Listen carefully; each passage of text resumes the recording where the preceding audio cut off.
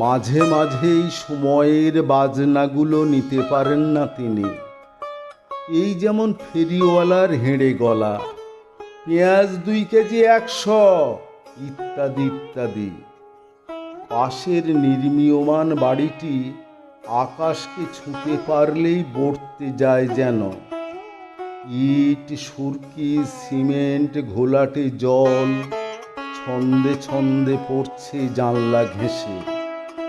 শ্বাস নেওয়ার পথ যখন রুদ্ধ, তখন সহাস্যে একদিন বৌমাকে বললেন, বৌমা, বারান্দার টবে 2টো গাছ রাখা যায় না?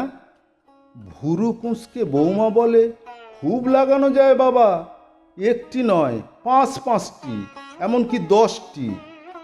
যদি আপনার পেনশনের টাকাগুলো তখন দিতেন, তাহলে আজ আমাদের চওড়া বারান্দার একটা অ্যাপার্টমেন্ট হতো। তারপরেই মৌনতা তাঁকে জাপটে ধরে। গতকালকেও তিনি টাকা কটা ছেলের হাতে দিয়ে বলেছিলেন, খোকা, আমার যে ওষুধ লাগবে বাবা, অফিস থেকে ফেরার পথে মনে করে ওষুধগুলো নিয়ে আসিস। ছেলে বাবার হাত থেকে টাকাগুলো নেয়, মানিব্যাগে রাখে। যেদিন এই বাসায় প্রথম উঠেছিল তারা, সেদিন, কেবল সেই দিনই তাঁর একমাত্র খোকা বৌমার সঙ্গে চড়া গলায় বলে উঠেছিল, আমি বলছি আব্বা বারান্দা লাগোয়া রুমেই থাকবেন। বৌমা কথা বাড়ায়নি বটে, তবে প্রায়শ বারান্দা নিয়ে আলাপচরিতায় আক্ষেপ করে, বারান্দার রুমটি আমাদের হলে কতই না ভালো হতো। একমাত্র নাতনি প্রাচী, দাদার কক্ষে ঢুঁ মারলেই বৌমা বলে ওঠে, প্রাচী, পড়তে বসো, একটু পরেই তোমার স্যার আসবেক্ষণ। অতঃপর প্রাচী চলে যায়। মাঝে মাঝে মনে হয় বারান্দাটা অবিকল তাঁর মায়ের মতন, যেন ডাকে, আয় খোকা, কোলে আয়। দিন দিন শরীরের নিউরনের গর্জন তীব্র থেকে তীব্রতর হচ্ছে।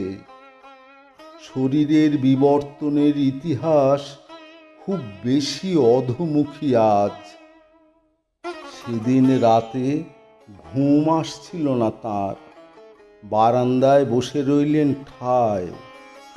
অপূর্ব ওই রাতের আকাশ, মেঘেদের খেলা, গগনপুত্রদের মেলা, চাঁদের লুকোচুরি। ও বাড়ির বারান্দায় বিলাসিতায় মত্ত বাহারি বাগান বিলাস। ঠাকুরপাড়ার আশ্রম থেকে ভেসে আসছে মোক্ষ লাভের গীত, অথচ তিনি যেন আশ্রমের পাশে ঝুলে থাকা হাজারো ঝুরির বটবৃক্ষ।